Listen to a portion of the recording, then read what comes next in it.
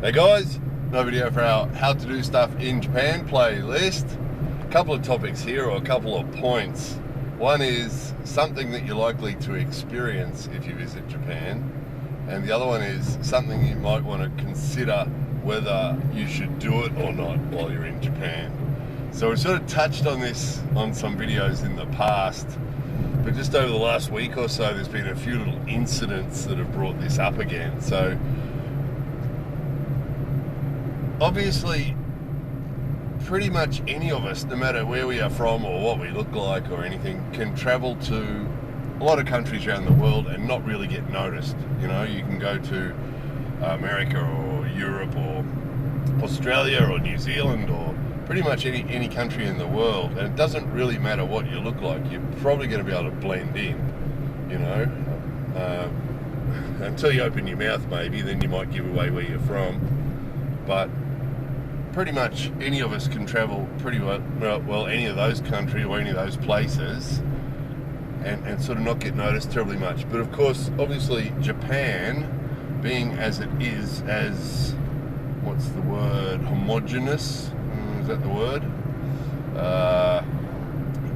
Full of Japanese people and very few foreigners, basically, is sort of what the point is, isn't it? So it's a bit different here, you know. The people who are used to travel around the world and quite often don't get noticed, and then they come to Japan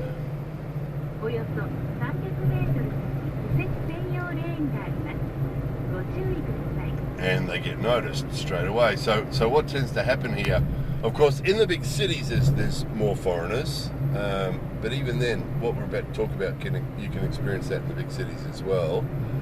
But the further you get away from the big cities, the more likely that this is to happen. And that's, first of all, Japanese people sort of randomly talking to you at funny times, you know. Often it's really at strange times that you wouldn't expect. What triggered this was yesterday, some of you might have seen the video from the 100 yen shop, and yesterday we were in the 100 yen shop and I saw those strange things and I've got to get the camera, and went out to the car to get the camera, grabbed the camera, closed the door, and there was a guy there smoking a cigarette, standing at the ashtray smoking a cigarette, and had to turn back towards him to go through the door to go back in the shop.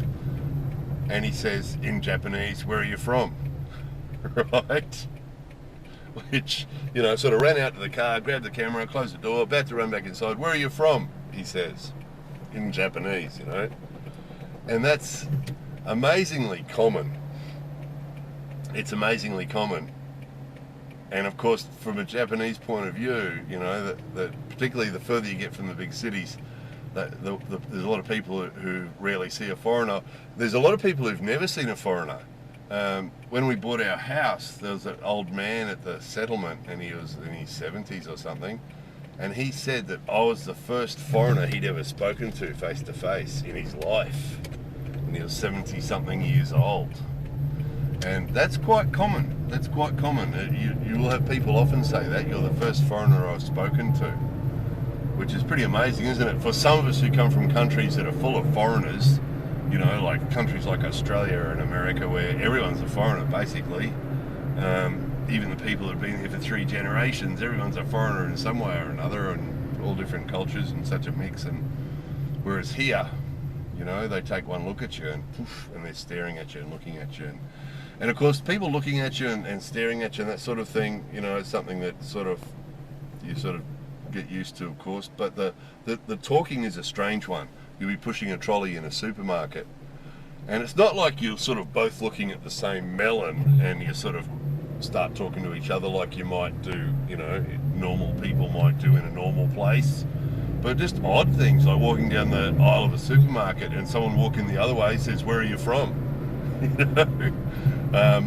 Or I remember there's a guy once, I was sitting on the train, and a guy was sitting in another seat, and he's got up off his seat and come over and sat down beside me. And as soon as he did, I knew what was going to happen. And, "Oh, where are you from?" And I know some people who've been here on holiday who've quite enjoyed that social aspect of it, you know. And actually a lot of people who come here on holiday will seek it out and will go, you know, on our English friendly directory there are a lot of bars that are owned and run by foreigners, and a lot of those are really popular with foreigners to go and visit when they're on holidays, or foreigners that live here will often go to those bars because they want to hang out with other foreigners and sort of, you know, got a similar perspective on Japan sort of thing. I know a guy that's been here a long time, maybe probably more than 20 years, and he seems to sort of welcome the opportunity to talk to other foreigners. If a foreigner walked up to a Japanese person, walked up to him, I've got off track. The first one is the Japanese people talking to you. The first one's the Japanese people talking to you, and at first some people will find that sort of fun, particularly if you're only here for a short time. If you're just here for a holiday or just here for a few months or a year or something, some people find that sort of fun because suddenly you become a bit of a celebrity. You know, there used to be a comic strip on the internet called Charisma Man, and the idea was that Charisma Man was a boring dude in his own country that no one paid any attention to. And then he came to Japan and became Charisma Man because suddenly everybody's talking to him. And some people have that feeling about it. They come to Japan and suddenly everyone's talking to them. You know, they walk into a place and people are coming up, you know, and it can give you the wrong impression too. You know, if you're a guy, girls come up and start talking to you, a girl and guys start coming up and talking to you, you can feel like you're a bit special. Or just people in general coming up and talking to you, and everywhere you go, you know, where are you from, and how long are you here for, and, you know, what do you like about Japan, and all those questions. That's what the Japanese people will ask. You know, what do you like about Japan? What do you think of Japan so far? How long are you here? Where are you from? Where are you from is usually the first one. Where are you from, or what country are you from is usually the first question. And quite often they'll say that, that'll be the first thing that they say. They don't even say hello or anything first. Quite often it'll be either in Japanese or in English. Sometimes it's in English. And they'll just blurt it out. What country are you from? Right? Like the guy at the 100 yen shop. Where are you from? You know, in Japanese, where are you from? And yeah, at first it can feel a bit, make you feel a bit special. And I do know something, that's where I was going with that one. I know a guy that's been here more than 20 years, and he still enjoys it. He still likes the feeling, I think he likes the feeling of being a bit special, you know, being a bit different. And, you know, he lives out here in the countryside as well, and he sort of likes that. People just randomly talking to him and feeling like he's a bit sort of interesting, and he sort of seems to quite like it. However, there are people, there are foreigners that we know in Japan who don't like it. And the feeling is that, you know, if you've been here 10 years or 15 years or 20 years or 25 years, and you're sort of doing what everyone else is doing. You're going to work, you're coming home, you're paying your taxes, you're paying your health insurance and your pension, and you're going shopping, and you're doing your normal thing. You know, your kids are going to school, and you're living in what feels to you like a normal life here, the same as everyone around you. However, you've got people constantly saying, "Oh, you're a foreigner."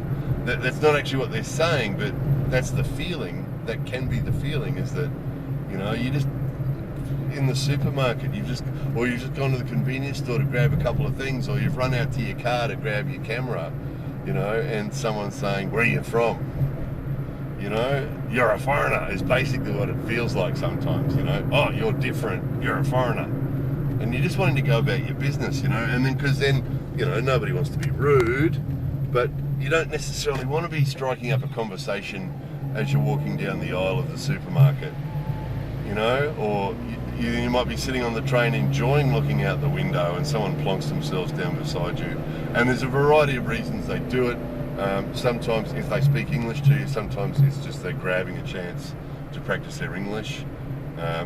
We took our friends from Australia came for a visit, and we took them to one of the castles that we like to go to show people, because it's one of the good ones, and it's on the playlist, guys.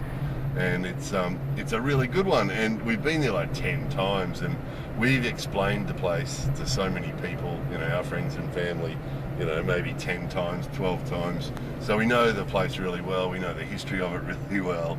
And we went there one day to take our friends, and they went up the keep. They went up the stairs to the top of the keep to have a look.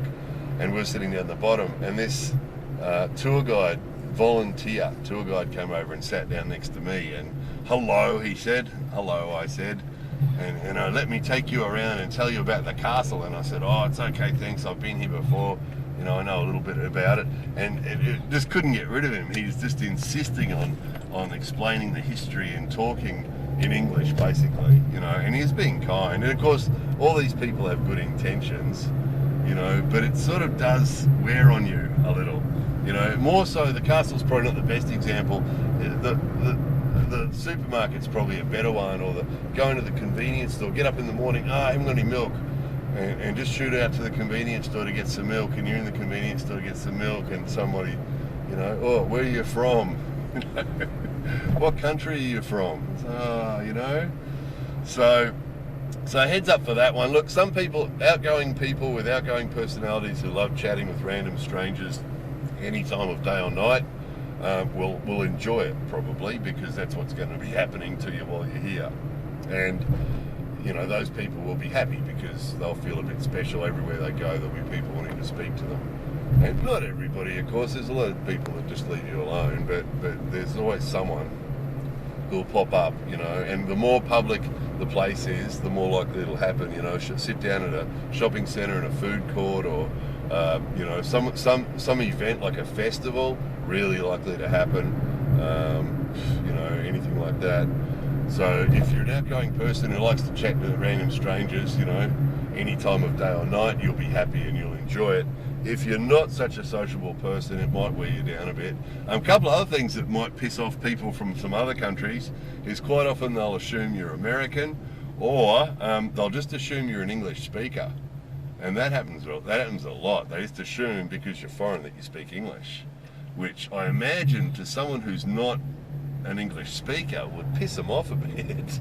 And just to give some of you guys who are in that boat, whose English is your second language, just to give you a bit of a giggle, one of my favourite things to do is if a random person suddenly says hello to me out of nowhere, I'll say, Guten Tag, wie geht es Ihnen? Answer in German, and usually that puts them on the back foot and they go quiet. So yeah, it can wear a bit thin. And because you want to be polite and you don't want to be rude, but you don't necessarily want to have a conversation when you've just gone out to the car to get the camera out of the car, or you've just gone into the convenience store to buy a litre of milk. You don't necessarily want to be having a conversation, and it always goes the same way. Where are you from? What country are you from? How long are you here for? What do you think of Japan? And then, if you're speaking Japanese, there'll be a compliment about your Japanese, even if it's not very good. They'll tell you it is very good. So it's always the same conversation. It can wear a bit thin. So there's that. So it's a heads up. Not much you can do about it. It's going to happen. When it happens, you'll just have to try and be patient and polite and just sort of smile and move on if you can. Or dig it and enjoy it and talk to them for 20 minutes if you want to, 30 minutes if that's what you want to do. If you enjoy doing that, then great, you'll have a great time. You'll have a great time in Japan. The other one I got off the track before onto it is that foreigners will do it too. Other foreigners will do it too. And again, if you're just here for a holiday and you're at some tourist place and you run into another foreigner and, hey, how you going and where are you from? And, oh, I'm from Australia. Oh, you're not, are you? I wouldn't believe it. And I'm from America. And, oh, American, eh? Oh, it's great. And if you're here for a holiday, that's probably a bit of fun. But again, if you're here long term, that can feel pretty strange too. That you'll be somewhere and then just another foreigner will just come along and plonk themselves down beside you and how you going. That can feel strange too, because it doesn't seem natural. It's not the sort of thing that people normally do. You don't normally strike up a conversation with someone who's buying milk at the convenience store, and you don't necessarily strike up a conversation with someone who's having a cigarette outside the 100 yen shop, and that's what can seem really odd about this situation, and just because someone else is a foreigner, striking up a conversation, and again, it depends on your personality. Some people will love it when that happens, But the reason I'm mentioning this part of it, so the first part was Japanese people talking to you because you're a foreigner. The reason I'm mentioning this part is I would suggest you might want to think about it before you do it when you're here, because for the other foreigners who live here, some of them like it. You know, that guy that I said likes having a chat with everybody. He loves it.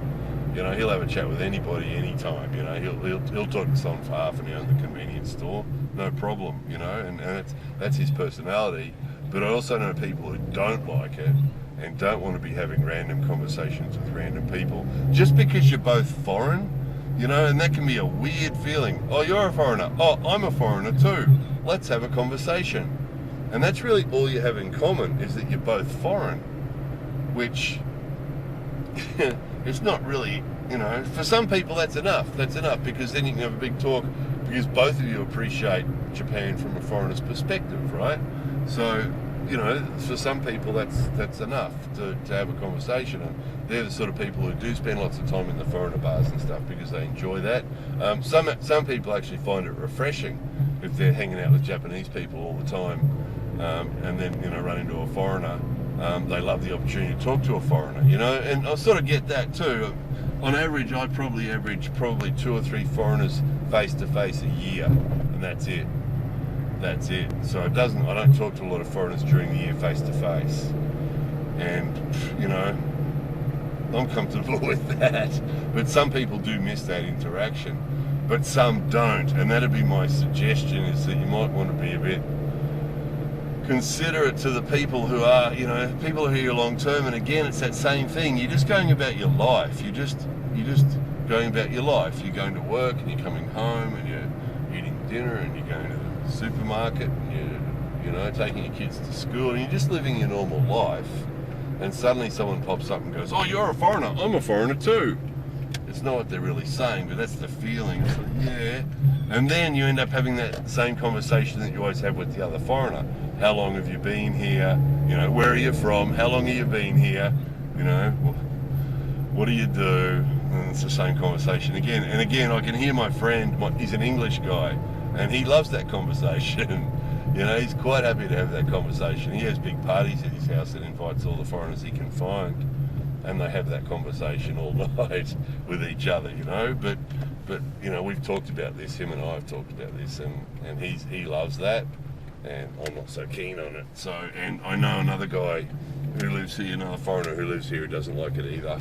You know, just random foreigners. And there's some funny ones happen. I mentioned on a previous video, I was in Nagoya once when I was still a smoker, and walked up, and there's a lot of places in Nagoya that smoke free. You're not allowed to smoke in public areas, on the street, out on the street, not allowed to smoke. And I was up a little alleyway smoking a cigarette, you know. It was all sort of very, what do you call that? Very hidden, sort of secretive, up the alleyway smoking a cigarette. And there was another foreigner up there. And it was like, oh, hello, and hello, guten Tag. And he was German.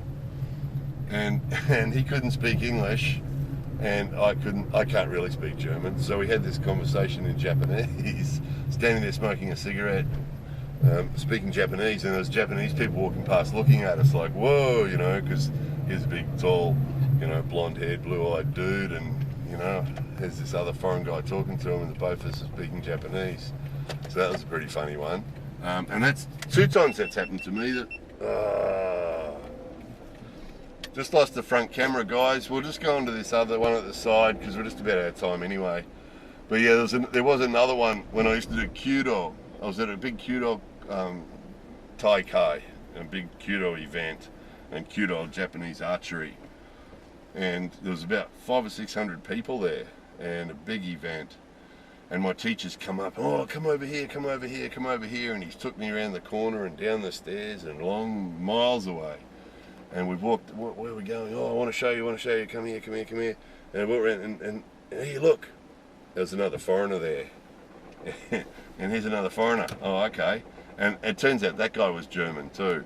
And I think his feeling about this thing was not much different to mine, is that the both of us felt really awkward, because it was like, oh, you're a foreigner and he's a foreigner too. You should be friends, you know. And again, he was a German guy. He couldn't speak much English. So we ended up speaking Japanese as well. And then you end up with all the Japanese people standing looking and smiling because it was like interesting. The two foreigners are standing there speaking Japanese to each other. But there's not much we sort of said. We sort of, oh, how long you been here? Yeah. What do you think of Kyoto? Yeah. How long you been doing it? Yeah. Just that sort of, we really kept the conversation going just so the teachers felt comfortable because, you know, they wanted us to talk to each other. And we sort of talked to each other for the minimum, both feeling fairly awkward. And then, all right, well, you know, best of luck today, and yeah, see you later, and off we went. So, yeah, so basically the bottom line is, yeah, if you come here, you're going to be approached by random people all over the place. It's not because you're all windswept and interesting, like Billy Connolly would say. It's just because you're different, you're a foreigner. And the further you get from the city, the more of a novelty that's going to be. And the girls are not, if you're a guy, the girls aren't all in love with you. And if you're a girl, the boys aren't all in love with you, you're a novelty. That's basically it. Sorry to make it sound so harsh, but it's just the truth. And the other thing is, if you're a foreigner and you come to Japan, whether it be for a year or whether it be for 20 years, you might want to think about it a bit before you approach the other foreigners, because they might not be into it. Some are, some aren't. So, anyway, sorry we lost the front camera. Not that you can see much at night. Don't do much of this talking and driving around at night, but there it was. Anyway, there it was. More videos coming soon.